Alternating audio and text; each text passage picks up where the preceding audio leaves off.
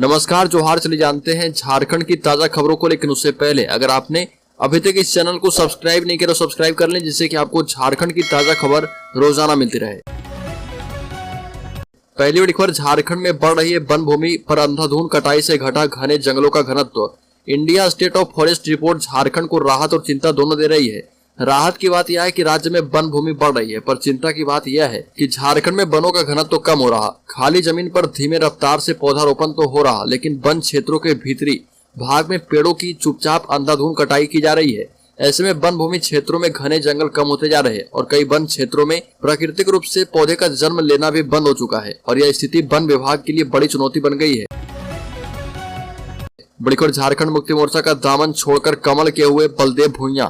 प्रदेश अध्यक्ष दीपक प्रकाश ने कहा कि बीजेपी को मिलेगी मजबूती। ढोल नगाड़ों के साथ बीजेपी प्रदेश कार्यालय में जमशेदपुर झारखंड मुक्ति मोर्चा दलित मोर्चा के जिलाध्यक्ष बलदेव भुइयां ने भाजपा का दामन थाम लिया। अपने सैकड़ों समर्थकों के साथ पार्टी ज्वाइन की। बलदेव के साथ कांग्रेस नेता गणेश शंकर विद्यार्थी एवं जेएमएम नेता रविंद्र राजू ने भी भाजपा का दामन थामा है। मौके पर बीजेपी प्रदेश अध्यक्ष दीपक प्रकाश भी मौजूद थे। बलदेव भुइयां ने कहा कि भाजपा एकमात्र ऐसी पार्टी है जो कि राष्ट्रहित की बात करती है। बड़ी खबर, गोड्डा के लोगों को नहीं मिल रही है अडानी की बिजली। मंत्री आलमगीर आलम ने कही बड़ी बात। गोड्डा में गर्मी चरम पर है और यहाँ का तापमान बढ़ने से लोगों को परेशानियों का सामना करना पड़ रहा। वहीं दूसरी तरफ इस भीषण गर्मी में लोगों को सुचारू ढंग से बिजली मुहैया नहीं हो पा रही है। इसी बीच झारखंड सरकार के ग्रामीण विकास मंत्री आलमगीर आलम ने जहां एक और गोड्डा की बिजली दुरुस्त करने का आश्वासन दिया है, इसके लिए प्रशासन को निर्देश दिए गए हैं। मंत्री ने कहा कि अडानी पावर प्लांट होते हुए भी गोड्डा के लोगों को बिजली की किल्लत से जूझना पड़ रहा। ये भी कहा कि जब गोड्डा में बिजली की किल्लत है तो फिर अडानी की बिजली क्यों नहीं ली जाती है। बड़ी खबर, विधायक अम्बा प्रसाद आगरा हुई रवाना, तेली समाज ने किया स्वागत। कांग्रेस हाईकमान के आदेश पर यूपी के आगरा में 5 जून को पहलवानों के मुद्दे को लेकर पार्टी प्रेस कॉन्फ्रेंस करने वाली है। इसमें शामिल होने के लिए कांग्रेस विधायक अम्बा प्रसाद आगरा के लिए रवाना हो चुकी है। कांग्रेस के वरिष्ठ नेता जयराम रमेश ने यह जिम्मेदारी उन्हें सौंपी है। आगरा जाने के क्रम में अम्बा प्रसाद कोडरमा रेलवे स्टेशन पर पहुंची है, जहां पर राष्ट्रीय तेली साहू महासंगठन के जिला अध्यक्ष किशोर साहब, भीम साहू, मनोज सहाय, पिंकू समेत कई लोगों ने बुके देकर उनका स्वागत किया। बड़ी खबर, ओडिशा ट्रेन हादसे में झारखंड के 60 लोग हुए घायल, 3 की हुई मौत, कई लोगों के मोबाइल नंबर मिसिंग है। ओडिशा के बालासोर में 2 जून को हुई भीषण रेल दुर्घटना में अब तक झारखंड के 3 लोगों की मौत की पुष्टि हो चुकी है। इनमें 3 की पहचान कर ली गई है, जबकि एक का शव अभी शिनाख्त नहीं हो पाया। वहीं इस हादसे में झारखंड के 61 घायलों की पहचान कर ली गई है। हालांकि मृतकों और घायलों की संख्या बढ़ सकती है।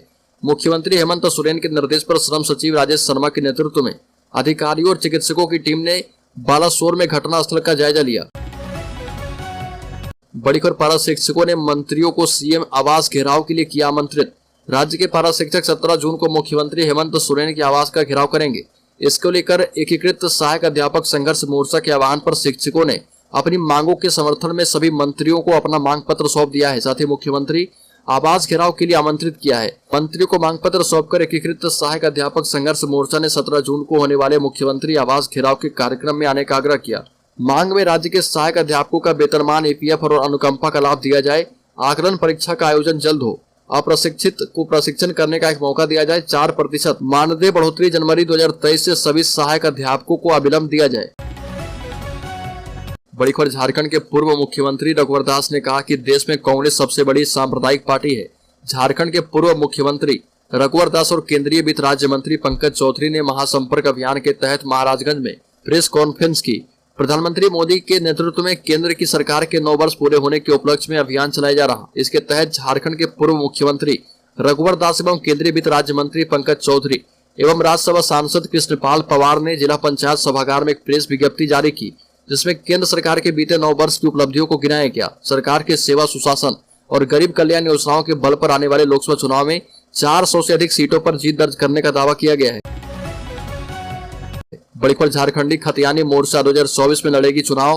रांची के मोराबादी में झारखंड खतियानी मोर्चा के द्वारा प्रेस वार्ता आयोजित की गई और जिसमें झारखंड खतियानी मोर्चा के प्रमंडलीय संयोजक इमाम सफी सुबोध दांगी प्रदीप महतो ने प्रेस को संबोधित करते हुए कहा कि झारखंडी खतियान मोर्चा झारखंड का नया संगठन है, जो कि 2024 में लोकसभा एवं विधानसभा चुनाव लड़ेगी। साथ ही बहुत जल्द प्रखंड स्तरीय, पंचायत स्तरीय संगठन का विस्तार किया जाएगा। झारखंडी खतियानी मोर्चा सामूहिक चिंतन, सामूहिक निर्णय से झारखंड का नव निर्माण करेगी। बड़ी खबर, बूढ़ा पहाड़ में बेतला से लाए जाएंगे 50 शीतल, इकोसिस्टम को संतुलित करने की कोशिश तेज। गढ़वा और लातेहार जिले के अलावा छत्तीसगढ़ के बलरामपुर जिले तक फैले बूढ़ा पहाड़ को नक्सलियों से मुक्त कराया जा चुका है। ऐसे में पलामू टाइगर रिजर्व प्रबंधन ने यहाँ के इकोसिस्टम को संतुलित करने और वन्य प्राणियों के संरक्षण एवं संवर्धन की कोशिशें तेज कर दी है। चूंकि बूढ़ा पहाड़ पर तेंदुआ समेत अन्य मांसाहारी वन्य प्राणी पर्याप्त संख्या में है, इसलिए पीटीआर प्रबंधन ने यहाँ सॉफ्ट रिलीज सेंटर स्थापित करने का प्रस्ताव बनाया है। इसके पहले चरण में बेतला नेशनल पार्क में 50 से अधिक चीतल यानी हिरन को लाकर इस सेंटर में रखा जाएगा और इनमें 40 मादा और 10 नर चीतल शामिल होंगे। इसका उद्देश्य यहाँ दर्जनों तेंदुआ एवं अन्य मांसाहारी वन्य प्राणियों को पर्याप्त मात्रा में आहार उपलब्ध करवाना है। बड़ी खबर, झारखंड की बिगड़ रही आबोहवा, राज्य के हरमू नदी में ऑक्सीजन नहीं है। पर्यावरण के किसी भी मानक पर झारखंड की स्थिति बहुत अच्छी नहीं है। यहाँ के प्रदूषण के कई कारक देश में सबसे खराब हैं। झारखंड राज्य की कुछ नदियां इतनी प्रदूषित हो चुकी है, इनमें जलीय जीव नहीं रह सकते, जबकि देश में सबसे अधिक सूखा पड़ने वाला जिला भी झारखंड में ही है। जंगलों की वजह से इस राज्य का नाम झारखंड पड़ा था। यहाँ जंगल तो बढ़ रहे लेकिन घने जंगल घट रहे। इसरो की रिपोर्ट के मुताबिक यहाँ की जमीन बंजर होती जा रही है। इसके बावजूद यहाँ पर्यावरण को प्रदूषित होने से रोकने के लिए कोई ठोस प्रयास नहीं किया जा रहा। पर्यावरण संरक्षण के लिए जो पैसा मिल रहा वह भी खर्च नहीं हो पा रहा। अब तक सभी जिलों का क्लाइमेट एक्शन प्लान भी नहीं बन पाया है। केंद्रीय प्रदूषण नियंत्रण बोर्ड बार बार सभी जिलों में प्रदूषण का स्तर जांचने के लिए उपकरण लगाने को कहा है। इसके बावजूद मात्र 2 स्थानों की रिपोर्ट ही भारत सरकार को मिल पा रही है। बड़ी खबर, कर्माटाड़ की पहाड़ियों में छिपा है दाऊ यादव, 4 थानों की पुलिस ने दी है दबिश। बाबूलाल मरांडी का बड़ा बयान। पुलिस को सूचना मिली थी कि ईडी की गिरफ्तारी से बचने के लिए बरहेड़ विधायक प्रतिनिधि पंकज मिश्रा का करीबी दाऊ यादव कर्माटाड़ के सिदुर पहाड़ी में छुपा हुआ है। इस सूचना के बाद पुलिस ने इलाके में छापेमारी की। हालांकि कई घंटों तक चले सर्च ऑपरेशन के दौरान पुलिस को दाऊ यादव समेत तीनों का वहां कुछ भी पता नहीं चल पाया। छापेमारी टीम में शामिल एक पुलिस अधिकारी ने बताया कि इस मामले में दाऊ यादव एवं सुनील यादव के खिलाफ ईडी स्पेशल कोर्ट के आदेश पर बीते 7 मई को उसके शोभनपुर भट्टा स्थित घर पर कुर्की जब्ती की कार्रवाई की जा चुकी है। बड़ी खबर, झारखंड मुक्ति मोर्चा अध्यादेश का सदन में करेगी विरोध, कांग्रेस के साथ संबंधों पर कोई असर नहीं पड़ेगा। झारखंड मुक्ति मोर्चा के केंद्रीय महासचिव और प्रवक्ता सुप्रीम भट्टाचार्य ने एक बार फिर से केंद्र सरकार पर निशाना साधा और इसके अलावा उन्होंने अध्यादेश के मुद्दे पर दिल्ली के मुख्यमंत्री अरविंद केजरीवाल का समर्थन करने की बात कहकर यह स्पष्ट कर दिया है कि झारखंड मुक्ति मोर्चा इस मुद्दे पर खुलकर अरविंद केजरीवाल के साथ है। आपको बता दें कि सुप्रीम कोर्ट ने हाल ही में दिल्ली सरकार बनाम उपराज्यपाल मामले में ऐतिहासिक फैसला सुनाया था। सुप्रीम कोर्ट ने अपने फैसले में कहा था कि नौकरशाही पर दिल्ली सरकार का नियंत्रण होना चाहिए, लेकिन फैसले के 1 हफ्ते के भीतर केंद्र सरकार ने सुप्रीम कोर्ट के आदेश को रद्द कर दिया। बड़ी खबर, 2035 तक रेगिस्तान बन जाएगा पलामू का कई हिस्सा। डॉक्टर श्रीवास्तव ने कहा कि बात 1951 की करें तो उस समय पलामू के कुल क्षेत्रफल के 43% हिस्सा वन भूमि था, जो कि वनों से आच्छादित हुआ करता था। सैटेलाइट डाटा के मुताबिक उसमें से अब सिर्फ 9% जंगल बची है।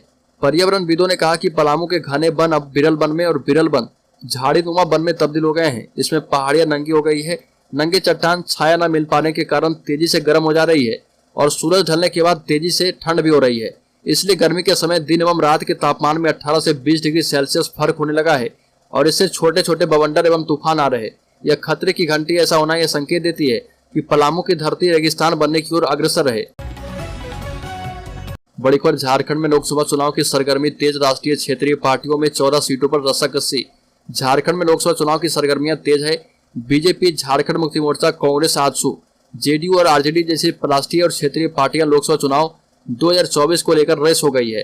राष्ट्रीय पार्टी के केंद्रीय नेताओं का झारखंड दौरा तेज हो गया है और इनमें बीजेपी के केंद्रीय नेताओं का झारखंड दौरा सर्वाधिक है। पिछले महीने आरजेडी और जेडीयू के नेताओं ने भी प्रदेश का दौरा किया और प्रदेश स्तरीय शीर्ष नेतृत्व से मुलाकात की। कांग्रेस के किसी न किसी केंद्रीय नेता का झारखंड दौरा लगभग हर सप्ताह हो रहा। लोकसभा चुनाव में कांग्रेस ज्यादा से ज्यादा सीटों पर लड़ना चाहेगी और लिहाजा कांग्रेस पूरे प्रदेश में प्रचार अभियान चलाएगी। कांग्रेस के अल्पसंख्यक नेता इमरान प्रतापगढ़ी ने पिछले दिनों मुस्लिम अंसारी समुदाय के साथ सम्मेलन किया था और 16 जून को कांग्रेस आदिवासी सेल के राष्ट्रीय अध्यक्ष शिवाजी राव मोधे आदिवासी सभा को संबोधित करने आएंगे। बड़ी खबर, बीजेपी के दीपक प्रकाश ने हेमंत सरकार को बताया ठगबंधन। कहा कि झारखंड मुक्ति मोर्चा और कांग्रेस से लोगों का हो रहा मोहभंग। हेमंत सरकार से झारखंड मुक्ति मोर्चा और कांग्रेस के आदिवासी, दलित एवं पिछड़े वर्ग के नेता कार्यकर्ताओं का मोह भंग हो रहा, क्योंकि इस ठगबंधन सरकार ने लगातार जनता को छलने का काम किया है।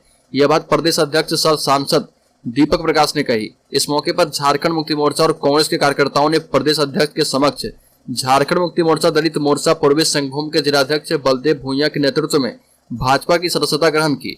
सदस्यता ग्रहण करने वालों में छतरपुर विधानसभा क्षेत्र में झारखंड मुक्ति मोर्चा के प्रत्याशी रहे रविंद्र राजू उपस्थित रहे।